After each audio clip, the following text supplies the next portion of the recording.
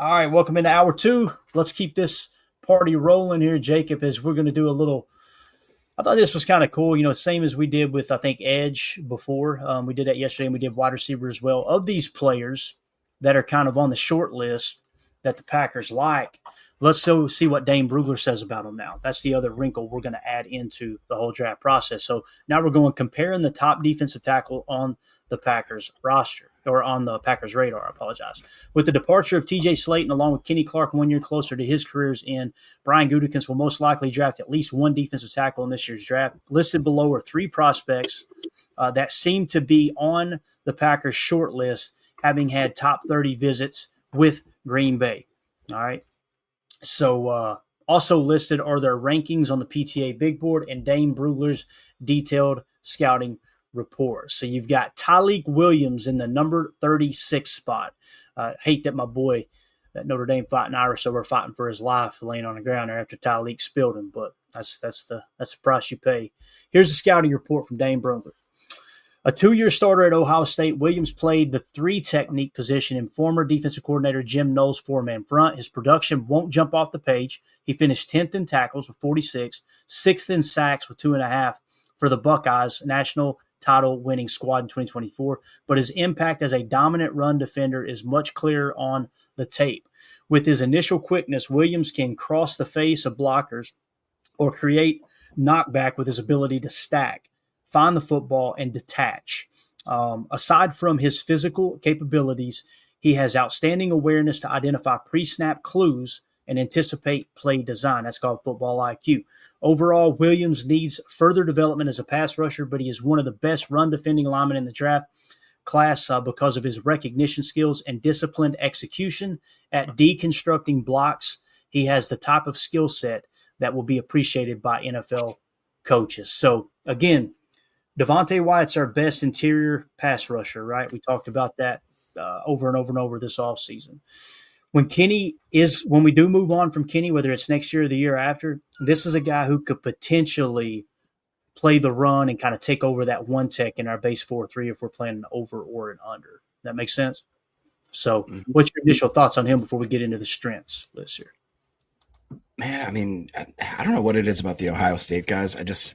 I kind of overlook them a lot of the times. Tyleik was not one that was really on my wish list or my high hopes list kind of thing. I don't know why. I mean, he really is a freak athlete. It seems like 6'3", 327, just over 22 years of age. I mean, I don't know why. I don't know why he just isn't on my radar, and he's not one that like I get excited about. He's just kind of meh, in my opinion. Where do you have him on the board, on your board? 36. Yeah. 36? Okay. Oh, right there. All right. Yeah, I just don't know, man. It's for some reason, I just feel like that he's a small fish in a big pond kind of thing, where I feel like I can't tell if it's him being a stud or the fact that he had JT and the other guy on the edge there helping him. I don't know. I'm not sold on him yet. Got it. And again, a top 30 visit, and that could have been the case with Goody. He might not have been sold and said, let me get a better look at him, And, when you say no pass rush, Chris, I can't subscribe to that, man. Like, when I hear no pass rush, I mean, this dude can't rush the passer at all. That's just not the case. You got to really dig into the tape and look at what did Ohio State ask him to do. Like Jacob said, you got two great edge defenders. What did Kenny do last year? Kenny touched spot a lot, right? And without looking at the tape, and we're just looking at spreadsheet numbers, that's, it's hard for me to just make that definitive of a decision of, boy, this guy can't rush the passer at all, especially when you hear scouts talk about, how well he played throughout his college career. We did a detailed report on him earlier, a scouting report when the top 30 was mentioned. It's not like this dude can't rush the passer. That's why you got to dig into what he was actually asked to do for sure. Let's see what it says here. Strengths. It's definitely not his strength, don't get me wrong, but when we speak in definitives, that stuff I got to push back on a little bit. Strengths: owns a thick frame with large hands, quickly breaks down blocks in the run game with hip explosion and extension at contact, maintains gap integrity, and uses natural leverage to stay balanced through congestion. Upfield burst once he defeats the hands of the blocker.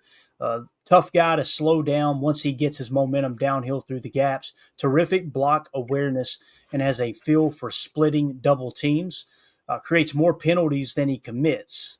That's really cool. That's an interesting take. Like guys are trying to hold him. Like that's the other thing you take into consideration too. When you talk about pass rush win rate and this and that, you turn on the tape and you see he drew 6 holding calls or whatever the number is. That's another positive. Sniffs out screens and understands where the offense wants to attack.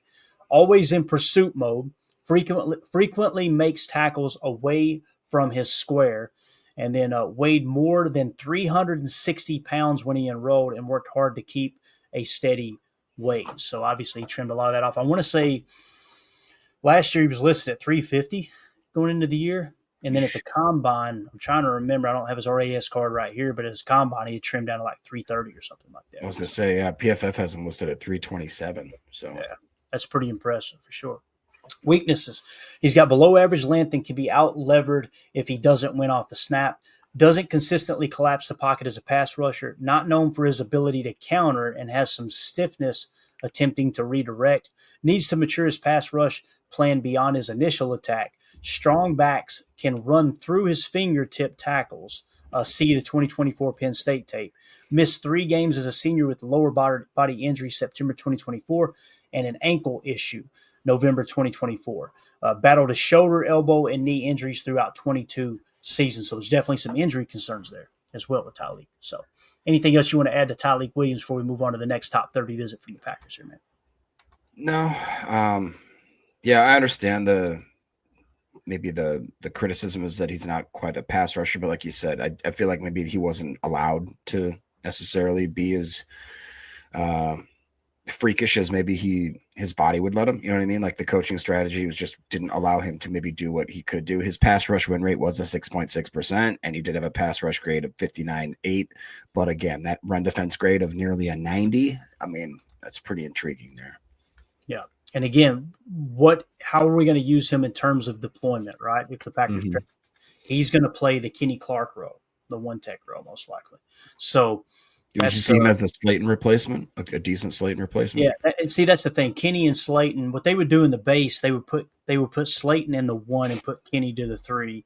But you're not in the base very often, so you're in the nickel the majority of the time. When you went to the nickel, they would put Kenny in the 1 to 2i, and then they would put Devontae White over the 3. So I see him playing that role with Kenny and TJ. So you probably see him come in on base defense. And that's the thing about Devontae White that's tough. You know, like when you see people in the comments and people on Twitter go, he can't rush the passer, I don't want him. We got a pass rush specialist in Devontae White, and he struggles against the run, right? Mm-hmm. So, and then people complain that he's not on the field more. But if you're going to complain that he's not on the field more, then you better acknowledge the fact that the run defense was second best in the league at 4 yards a clip allowed, right? That's the give and take of NFL defenses. You can't take everything away. So if we just go, all right, let's just get a pass rush and 3 tech, we get rid of Kenny, right? And now all of a sudden we move on from Kenny next year and the run defense slides back to 13th, 14th, or 15th. And now all of a sudden you only win 9 or 10 games. People are going to be calling for Jeff Hafley's job as opposed to why did we go get another pass rush specialist when we were doing really good against the run? So that's just some of the stuff you got to kind of take into consideration. I want to hit this question real quick. I've seen it asked a couple of times. I definitely am not ignoring it. I was trying to weave it in, Chris. Appreciate you, buddy. He says, Clayton, how often do you think about thinking to do a college football show? So I'd asked a poll question, and I wanted you guys to make the decision for the channel. I said, would you approve us adding a college football show to the channel or just keep it Packers? 72% said no, just keep it Packers. So we will not do that on the show on this particular channel. 28% said yes. If we were to do a college football show, it would be much more random. But I think it's so important. Like we get to this time of the year and we're trying to figure out, all right, who's good at that? Who's good at this? Who's good at that? Me and Tim kind of had a leg up this year because we did a college football podcast at the end of the year, sort of kind of prepping early for the draft and like, hey, here's where these guys are lined up. We did a college football preview is what we did. I think it would be fun. What I'll probably have to do, Jacob, is create a whole separate channel. Because I do want to respect the fact and honor the fact that people tune into this channel for Packers talk. And we want to keep it strictly Packers. And I some of my favorite channels, they convolute their channel, adding different things. I'm like, I got a notification you had a new show. I thought we were going to hit on this, and you didn't. I try to not mislead people in that regard. So to answer your question, Chris, it would be I would think start with once a week, but it might turn into something where we're doing it, 2 or 3 times a week, that type of thing. I think it would be fun. I think it would be interesting for sure. It'd just be a better way for us to stay more educated on the draft as it approaches, that type of thing. So, all right. Up next, TJ Sanders in the 40 spot. You notice, Jacob, some people see Tyleik Williams as a first round pick. We got these guys pretty close together, man. If TJ Sanders is there in the second round, another guy I'd be willing to trade up for. I don't know if I feel good about taking him at 23. But again, if Goody takes him at 23, you know why. A 2-year starter at South Carolina, Sanders was a versatile defensive tackle and defensive coordinator. Clayton Watts' four-man front, aligning up and down the line of scrimmage. A late bloomer, Sanders didn't focus on football until his junior year in high school. His impact steadily improved each of his four seasons as a part of a deep, talented Gamecocks defensive line. They averaged just 36 defensive snaps. He averaged just 36 defensive snaps in 2024. With his initial burst, Sanders can maneuver through gaps with abrupt hands and feet or change the line of scrimmage by quickly getting into a blocker's chest. He is surprisingly stout at the point of attack and flashes power and hand use to stack and shed against the run. Overall, Sanders is a long, twitchy big man that has the tools to make consistent plays in the backfield and continue continued technical and awareness improvements. His promising skill set will fit both even and odd fronts. As we talk about even and odd, you guys do your own research there. We're talking about how the line, how the defensive line aligns there, because what you'll do is try to force a 5-man front, especially in college football. You'll try to force a 5-man front. So you may play an over and under, an even, or an odd look. So what do you think, Jacob? TJ Sanders here, man. This is a guy that's very high on my list. He just feels like he'd fit so well. When you look at his grades, he did everything really well. I mean, I don't think he had a bad game last year. If you look week by week, and some of his best games were against higher competition. So you love that. He's played A-gap snaps. He plays predominantly B-gap snaps. You look at the progression from 2022, it's a 57.4 to 2023, a 72.5 to 2024, an 82.4. You look at his all-around grading, and it's just really, really good around the board. Pass rush grade of 81.9, run defense grade of a 77 flat, a true pass set rush grade of 90.3, and a pass rush win rate of 12.6, and a run stop rate of 8.8%. I mean, he's got production as far as sack wise for being a D tackle. He's had 5 sacks the last 2 years. He had almost 20 hurries the last couple of years. I mean, I just really, really enjoy the prospect, the idea of him. 6'4", 290, 21.7 years of age. I mean, everything about it just says, yeah, let's get him in here. He's a top 30 visit. To me, it's where can we get him? Does he fall to 54? I don't know. I wouldn't necessarily love the idea of him at 23, but they'd be one of those players where if we were able to trade back or trade up at some point and just grab that guy in the middle of maybe the second or something like that, I'd be over the moon. That's the other thing that keeps kind of coming back up in our conversations, Jacob, is there's a lot of players you go, man, might have to trade back up in the second, but he'd be worth it. You know what I mean? There's several players, several positions. Fred McFarley says Sanders was a top 30 visit. I think all of these players are top 30 visits, Fred. These are the guys that are zeroed in. The Packers have done top 30 visits and where they sit on our board. What I try to do is key in on those guys that may potentially be first-round picks or second-round picks, so that all these guys are top 30 visits. You're correct there, sir. Here's the strengths with TJ Sanders. Tall, athletic frame with long arms and range, light on his feet and moves well laterally to access different gaps. Fluid off blocks to close on the football. Flashes violence in his hands. I love that. Flashes violence in his hands to shed and make stops at the line. Active on loops. We do a lot of looping, boys. A lot of those TT stunts, right? And even the ET deals. Mentioned there that he's good at that. Active on loops and will get skinny on stunts and twists. Can push the pocket when he creates downhill momentum. More physical at the point of attack than expected for his size. Loses slowly versus double teams and two gaps with control when needed. Covers ground from the backside with a consistent motor like that. NFL Scout said, quote, the coaches say he really matured and went from being late to meetings when he first got there to becoming a guy who sets the example of how to carry himself as an underclassman. That's very interesting there. So seeing some growth there off the field. Weaknesses: lacks desire, mass to combat NFL power in the trenches. Savvy blockers will use his aggressiveness against him. Inconsistent resisting pressure on angle down blocks and can be caught out of position, caught leaning on blocks. Can do a better job countering once the pads become elevated and first move is halted. Has some rough stretches as a tackler. See the 2024 Vandy tape. And then it says average production reflects his average awareness. So you've got two different players here. One in TJ Sanders, who can split those double teams and plays kind of aggressive, it sounds like in the past, but he's not quite as intelligent. He gets kind of outthinked, if that's a word, outthought. I don't know if that's the right way of saying it, on the field, as opposed to Tyleik Williams, doesn't have that pass rush ability as much, but a much smarter football player, knows how to play with leverage a little bit better. So you kind of see it's what do you want in a player, right? It's not that this guy's better than this guy as much as it is, all right, here's how you're going to deploy him, and here's what he does really, really well. So there you go, Jacob. What do you think about our boy TJ Sanders here, man? Yeah, I mean, I'd be, like I said, it's just a matter of where for me. It's not if I want him, it's where would I be okay with us taking him. So 23 is a little rich. 54, I feel like he might not last.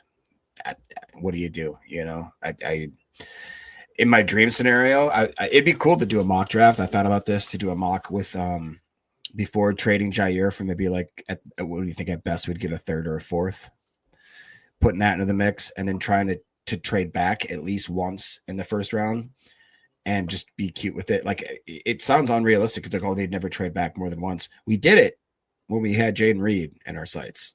Yep, we traded back twice. And I remember, I'll never forget that stream we were doing, because you lit up the second they traded back first time. And the second time you're like, oh, it's somebody that nobody's thinking of. Like, the Packers have somebody that they know that all other 31 teams are just not going to pick. It was a fun moment. It was a fun moment. It was cool, man. And then when the pick came, you're just like, oh, no. For the old school heads, they'll remember as we first started podding, I had my whiteboard here, and I had all the prospects there. And when they traded back the first time, I looked back, went, who are they looking at here? Who is this? All right. And then it got to our pick, and we traded back again. I went, who the hell are they looking at? They got somebody they love that nobody else is on. What I mean by that is it means there's probably two or three that they really like, but this one dude that they like the most, they don't expect to go till way later. End up being Jayden Reed. It was a fun moment, man. I love working the board the day of the draft. It's just absolutely awesome. So let's see here. Fred McFarley says, my favorite mocks, we get Barron 23 with Tyleik or TJ at 54. I'm with you there, man. If you could get Jahdae Barron at 23, I just don't see it, man. And I hate being that guy, because I'm always nobody knows what's going to happen. Right. But the last 2-3 weeks, Jacob, everybody's talking about Jahdae Barron. This dude is skyrocketing up board. So it's like, damn it, they caught on. I've been hearing a lot of stuff about the Raiders grabbing him at 6.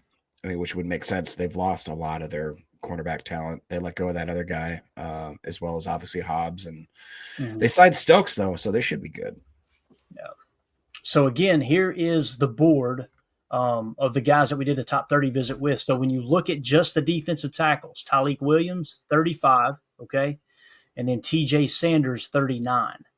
And that is the only defensive tackles they've met with up to this point. Like the other day, we did the edge defenders, right? James Pierce Jr. We'll get some intel on him tomorrow from Dave Hooker. Shamar Stewart. And then the other edge was Mykel Williams. So you see that cluster, 3 edge defenders that are all, according to our board, worthy of the 23rd pick. Kind of feels like they're probably going to take an edge with that top pick, at least if the board falls the way that ours may fall. Now, when you look at receiver, you got Emeka Egbuka. Hands down, in my opinion, I would love to have him at 23. They've done a top 30 with him. Matthew Golden at 37 seems like a bit of a reach, but these could be scenarios too, Jacob, where, all right, if Emeka Egbuka's gone, let's trade back, and then we'll get Matthew Golden. You know what I mean? Trade back a few picks, that type of thing. So, yeah, we will see how it goes here, man. Brent's in the chat. By the way, I saw that Baz will be going to the draft, so he won't be live streaming this year. Might be fun for the guys to get with him while there. I invited him to dinner. He was going to go to dinner with us on Wednesday night with the crew. We were going to go to a really nice restaurant downtown, and he was like, heck yeah. And then he found out his flight isn't getting into town until like 8 p.m. that night. We're going to dinner at 7 is what the reservations are set as. So we're definitely going to hook up with him. He's going to be there with a credential pass for Roundtable Sports. You guys know that's a show that he asked me to fill in for him on there. He's going to be there with those guys. So if he's not doing a live stream, I'll see if he'll make sure his listeners and viewers know that we're going to be live. That way they can maybe hop in here and hang out with us. And I might be able to actually attach – I don't know if he would trust me enough. I say that because I wouldn't trust him enough, and I have as much trust for him as anybody on the intrawebs. But I was going to say, if we attach his YouTube channel to our stream, that way he doesn't miss out on content. I'm going to mention that to him. That way he knows, hey, you can still get some views because Baz is a stand-up dude, and looking forward to shaking his hand and actually meeting him in person while we're up there. So if we remove all these filters, Jacob, now, and we go back to just the board itself, right? Just take a quick glance here. Is there any position you're thinking of, like, okay, we keep talking about, I don't think that one's going to be available. I don't think this one's going to be available. Is there anybody that comes to mind? You go, I think this guy will be available at 23 and I really like him. Does anyone come to mind for you right off the bat? I mean, I honestly think that I'm more worried about who's not going to be available just because I have my favorites and all that kind of stuff. But I'm trying to think of what would absolutely shock me. I mean, absolutely make me be like, what? Like, it'd have to be either somebody like a Jihad Campbell or a Starks, you know what I mean? A safety, a linebacker.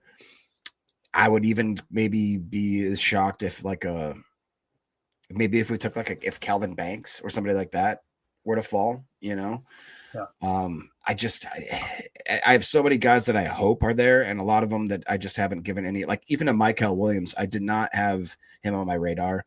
And now that I've done a little more due diligence with him, I'd be totally excited if we were to happen to pick him at 23. Another one is just if one of the tight ends are there, that'll be just so interesting. I feel like if we're there, if we're on pick 23 and Colson's available, I feel like Jake Shavank would literally run up to the draft. They're going to take Colson. It just gets tackled by security or whatever. Like, you know, I've got the card right here. That's right.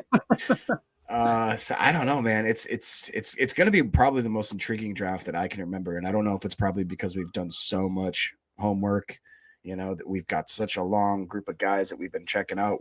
The whole goal, at least for me, was to not be surprised by any pick that the Packers make. That's my goal for myself that I had. And it's a lofty goal to have, dude. Like, it really is. Yeah. So Coach Lynn's asking about Maxwell Harrison. Will we be okay with him in the first if we trade back? My dogs are howling downstairs. I don't know if you can hear them. They're literally howling like wolves right now. I don't know what's going on down there. All right. Maxwell Harrison, would we be okay if we take him in the first if we trade back?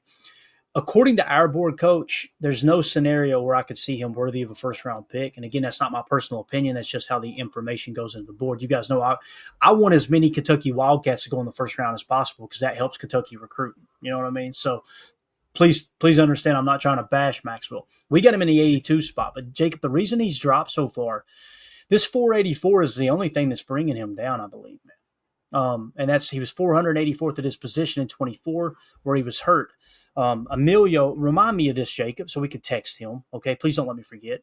We need to ask Emilio, should we set it to where the 23 grade trumps the 24 grade? Because I think we did adjust it where we're focused on 24 and there's a little bit of an implementation of the 23 grade. Because if you just use the 23 grade, he would be significantly better on our board.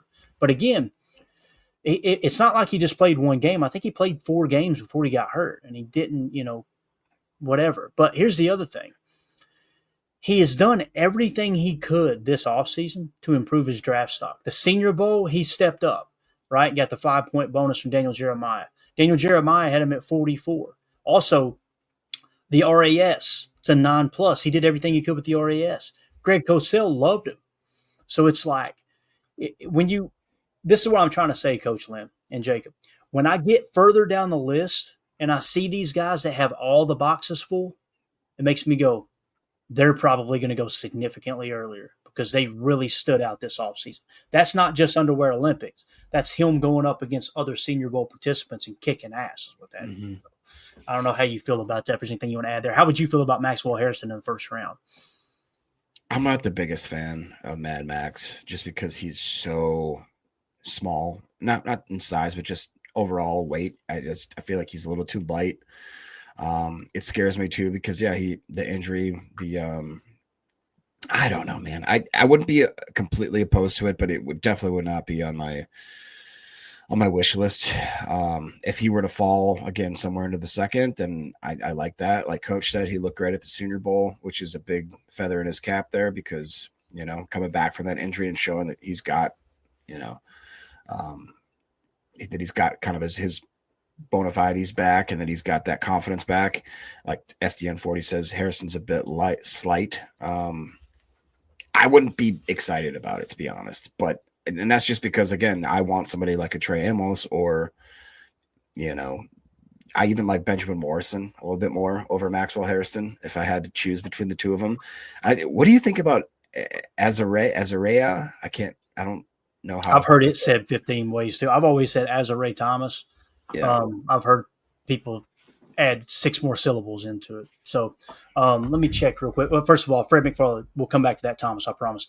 Fred McFarley said, I think that makes sense for guys that were hurt in 2024, Clay. We might be able to do that and just say, okay, if they were hurt in 2024, we're only going to count the grade where they were healthy, but we want to know that they're hurt too, So I just text Emilio just to kind of get a complete understanding because I'm almost positive that the 23 and the 24 grade are both averaged in. So, and we did that because of Jaden Reed. And what we talked about is potentially having the higher of the two count because Jaden Reed's grade was much higher the year before he came out. And obviously Goody fell in love with him. So it's like, that's one of the reasons that Jaden Reed snuck up on us and he was a little lower on our board was because his most recent grade was bad. And that was the only thing counting. If we included the previous year's grade, he would have been right. I'd have been going, hey, this might be Jaden Reed right here as opposed to who the hell is this they like? Yeah. So that's something we could try to implement. So who'd you say? Azarea Thomas, right? We had him. We had a little mix-up with him the other day, and I think we've got it fixed now. Emilio got in there and fixed it for us. Here we go. We got him in the 75 spot, Jacob. He meets the athletic threshold. He was a Senior Bowl participant. If he gets that top 30 visit, you're going to see him turn gold, and that might be someone that's on their radar. So in terms of the Senior Bowl, he got the Senior Bowl bonus. He balled out there. His RAS, when we took it in, and I haven't gotten that far on resetting everything, was a 7 in the 7s, I believe. So not great. And some would say the threshold gods will come after you and go, there's no way the Packers would draft him. Greg Cosell, I haven't heard him say anything on him yet. So, 75 is where we got him. So, second to third round pick, somewhere in that range, I would imagine. Okay. How do you feel about him? Another one that I've gone up and down with. I feel like he's swayed so far. I've seen somebody mocking him in the first. I've seen people mocking him in the 4th and 5th. It's like, right. I don't know where to go with that. He reminds me a little bit like him, and there's another Florida State back. What's his name? Oh God, I can't remember. But to me, those are like the same two that are from Kansas with Melton and Kobe, where it's like you can't tell which one's better, where they're going to go, which round they're going to be at. I don't know, man. It's just the corner room, like we've talked about, dude. It seems to really fall off, and it falls off very quickly. And depending on where you are in this draft, you could be up, creek. Azarea Thomas, PFF has him listed as 6'2", 198. So I really like that about him. If that's true, I'll double check that. You keep talking. Oh, the other guy that I was thinking of was Fentrell Cypress II from Florida State as well. He's 6 foot, 188, had a really good 2022 campaign, and then has kind of been 70s since then. So I don't know, man. When I look at Azarea Thomas, I feel like that he's a little too inconsistent for me. He's definitely gotten better as his career progressed. The PFF grades show that. So I'm glad we looked at that, and we would have gotten to it eventually. His RAS has actually increased to an 8.17, so he's actually going to get a 3-point bonus. You see this grade, the 62.8. Watch it change. So now he's a 60.8, so he's going to jump up somewhere in the 70 spot as we reset here. Let me do that real quick. So yeah, now he has climbed up the board a little bit there with that updated RAS. So to answer your question there, Jacob, or you said what 6'2" is what they had him at? Yeah. The RAS card he measured in at the combine officially at 6'1.4". Okay, so a little over 6'1", a little under 6'2". That's still good size. That's good size. 197 pounds too. Both his height actually scored him a 9.35 in RAS, and his weight was an 8.22. Now his 40-yard dash was a 4.58. So that's the red knock on him. Right. Good arm length though. Really good arm length. Good hand or big hands too. 10-inch hands. 32.38 on the arm length. So. Where do you have Fentrell Cypress the second? That's the other guy at Florida State there. Fentrell Cypress. We've gotten the 340 spot, Jacob. Okay. The thing that's bringing him down the most is his PFF grade last year, 381st at his position, and the year before, 332nd at his position. Consensus big board at the end of the college football season had him at 230. The PFF big board had him at 201. His RAS is showing a 3. Let me double check that real quick while you talk about Fentrell Cypress. What grabbed your attention about him? Was it probably that 2022 grade where he balled out? Is that what it was? Yeah, it was the 2022 grade, and it wasn't like it was a low amount of snaps. He had over 660 defensive snaps, was targeted 40 times. He had a passer rating of 58.2. So, I mean, he plays predominantly out wide corner, very rarely in the slot or in the box. Just kind of seemed like another type of person. In 2024, coverage grade of around 70, run defense grade around 70, man coverage grade around 62, with the zone coverage grade around 67. So, I mean, like very kind of middle of the road type player, but he has shown pockets where he does look like he's a very, very good player. It's just where are you going to get him? Oh, and by the way, PFF has him most drafted by the Packers quite considerably over the Cowboys and the 49ers. So makes sense. Thought that was interesting. Yeah, so his RAS is an 8.58. He came in at 6 foot 182. So the weight's a little low there, scoring a 278. Just put a little bit of weight on him. 4.4340. His 3-cone was pretty darn good, 6.84, but his shuttle was only a 4.34. Vertical jump 38 inches. Pretty impressive. So yeah, 4.43 on the 40, and the 10-yard split was a 1.54. So he was one of those guys that started fast. The 20-yard split, slow to touch, and then he finished stronger than he started. So top end speed, quick twitch. And again, when you look at the shuttle being a 4.34 scoring a 4.08, that with that 20-yard split tells you that transitioning, like hitting that next gear or even maybe, picking up speed after stopping is, I guess, what you would call change of direction. But that's I don't want to say it's horrible, but that's definitely the negative aspect of his physical traits. So, yeah, that's how we ended up with him in the 340 spot. I think he's way higher than that. He's going to go higher than that. It's just trying to honor the board, To put that into perspective, I mean, Jason Marshall, who was a top 30 visit for us out of Florida, the guy that was highly recruited out of high school, 5-star recruit. Packers have met with him twice. He meets the athletic threshold. Fentrell Cypress did not meet the threshold, and it was probably the weight, I would imagine. But Marshall's right there with him, so I think they would probably be on Jason Marshall more than they would Fentrell Cypress, I would imagine. So, got it. Any other players you want to take a gander at? We got about 5 more minutes. If there's anybody else you want to see, there was one I really haven't taught you. Do you have Nikko Reed? Nikko. Nikko Reed, Reed. Correct. We do not. No, we can add him though. Okay. Look how many prospects we got on this board now, bro. That's a lot. Over 560 now. So what's his position, Jacob? Tell me about it. So he's a cornerback out of Oregon, the Ducks. He's 5'10", 180 according to PFF. Consensus big board right now for PFF, he's 202. Nikko what now? Nikko Reed, Nikko Reed. All right, and you said out of Oregon? Out of Oregon. And he actually graded out pretty well. 2022 was a 59.2, 2023 74.3. This last year, 2024, 80.5, played 14 games. He had 4 touchdowns as a cornerback, had 2 interceptions, passer rating allowed of 88.1, played predominantly out wide corner, has a coverage grade of 78.5, a run defense grade of 90, and a man coverage grade of 74.8. and a zone coverage grade of 75.4. Does it show you where he ranked positionally by year 24, 23, and 22 on there by chance on the screen you're on? If it doesn't, Not on the exact screen I have here, but I could probably pull him up. we'll work him in live on the air here. I think this one, I'm getting it right now. Don't worry about it. I'll get it right now. I'm just going to it. You just keep talking about him for a second, and I'll get this added in real quick. This will be fun. I mean, I also like to, because when you look at where he played, his best games were against Penn State, Ohio State, Illinois, Maryland, Ohio State again. He seems like he shows up in big games, which I like. He's a little probably undersized for what some people would like, but all in all, man, I just think that may be one. Again, most drafted is according to PFF by the Packers. So I don't know exactly where he would fall as far as draft position, but he's one that I haven't heard a lot of people talk about, and one that I thought we should cover. Just at least if you hear Nico Reed, you're like, okay, at least we did a quick little cover on him. Is he on the PFF big board by chance? Do you have that pulled up? Or not? Yeah, he's at 202. 202. All right, so let's see what we got here, guys.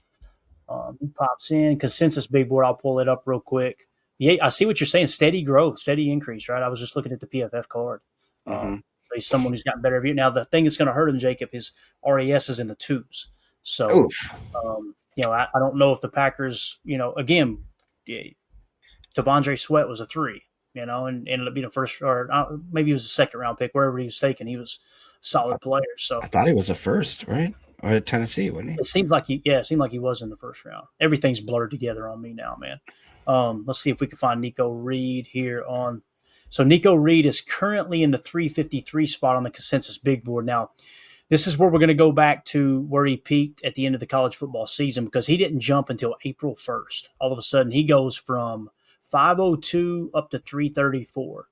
So I'm going to go with his high point at the end of the college football season, which would have been 377. Okay, so that is kind of in between where he is now and where he was. So that's going to score him a 212.7, Jacob. This is how we add them in, guys. So y'all seen how the sausage was made here, right?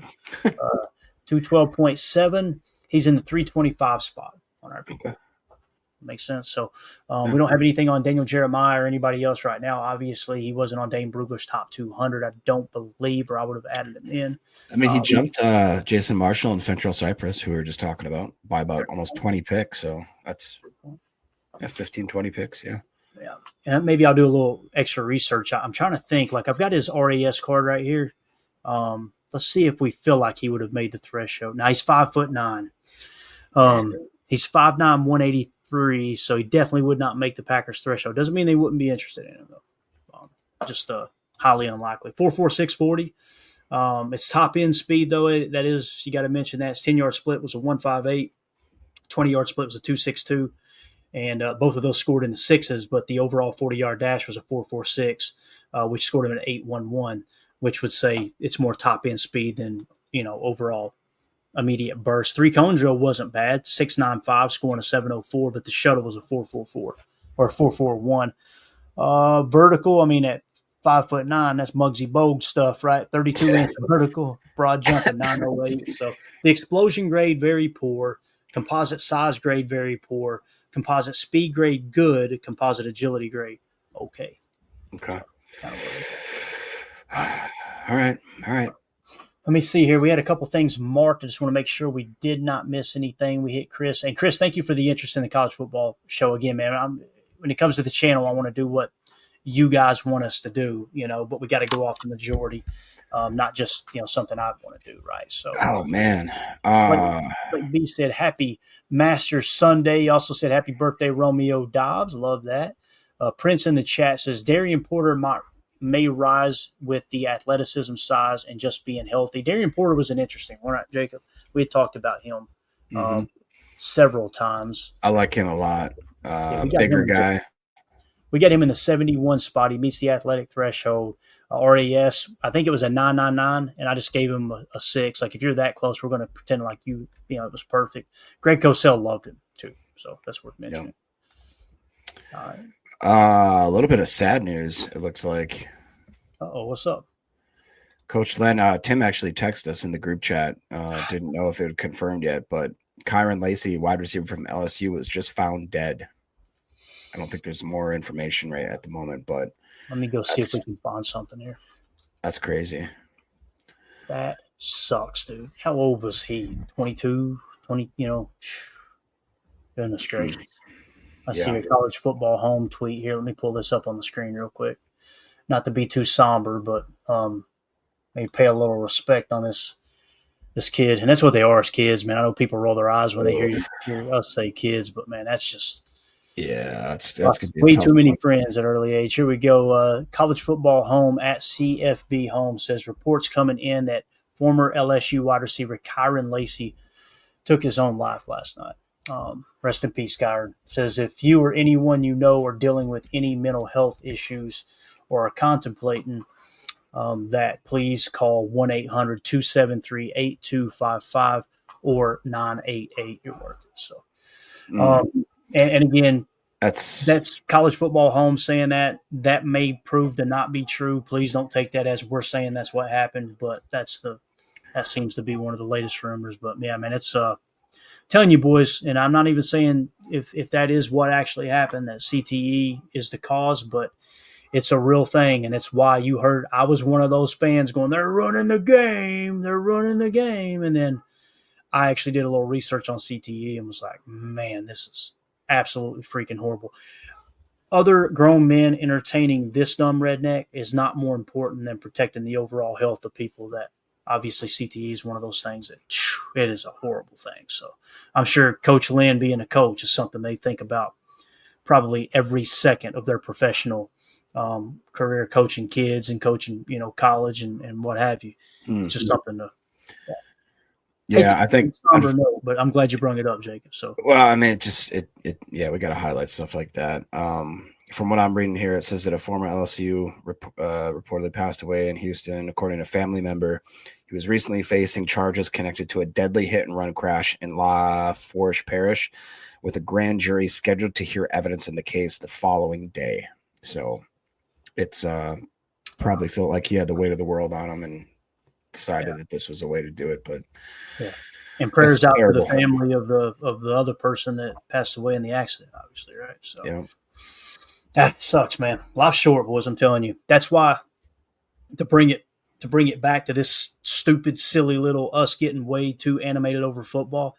It's why we try really, really hard on this show to be positive and make this when we're live for 40 minutes, an hour, 20, whatever it is, we're having a good time and be respectful in the chat. And if we get some idiot in here that wants to just argue with people, they're gone. Life's too short, man. Life's too short. And we need to be creating a society where we're actually taking care of one another and not creating division more. So, but anyway, all right, there you go, guys. I don't think there's any easy way to end the show after that news broke, but it is what it is. Jacob, you got anything else, Bubba? No. Are you guys doing a show this evening? Yes, sir. We are, man. I'm gonna get on the ball here and create a couple more articles. And what I think we need to do now is look at cornerback the same way that we've looked at defensive tackle and edge. Let's get Dane Brugler's take on these top 30 visit corners that might potentially be the pick at 23. I think that'd be fun. So we'll hit that. So that's very well said, Fred. Pet your dog, call a friend, hug a loved one. Amen. Don't be afraid to tell somebody else you love them either, man. That cracks me up. Especially people on Twitter, man, trying to just act cool all the time, and they just have When it's all said and done, I have a hard time believing when you're drawing your last breath, you're going to be laying there going, "I wish I'd have been a little cooler." You're probably going to be going, "Man, I wish I'd have helped a few more people out." So, anyway, on tonight's show, we are going to be giving away a rookie card autographed by Katan Oladapo. Make sure you're a member in the Patreon group. Scan the QR code in the upper right or go to patreon.com/PackerFan. Total access, $3 get you access to the entire site. We'll put your name on the Larry McCarron pinky wheel and give that sucker away. We're also going to be giving away later a Sean Ryan autographed rookie card, a Bo Melton autographed rookie card. We just gave away Javon Bullard and Mason Crosby. I've also got some giveaways I'm lining up for the draft show, which is going to be an absolute blast. So we'll be doing multiple giveaways there as well. We got a lot of stuff to give away. I got to get caught up because Zambi loaded us down with autographed cards, which is cool. And Bates also just gifted a Patreon membership. You guys got to help me out. How can we give that away?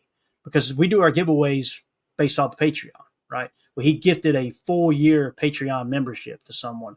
I got to figure out the best way to give that away, Jacob. So you think about it, chat, think about it, and we'll come up with a cool way to do it. So that's it. We'll see y'all tonight, 7 p.m. Central. Everybody have a great day. Like I said, take care and don't take life too serious, man.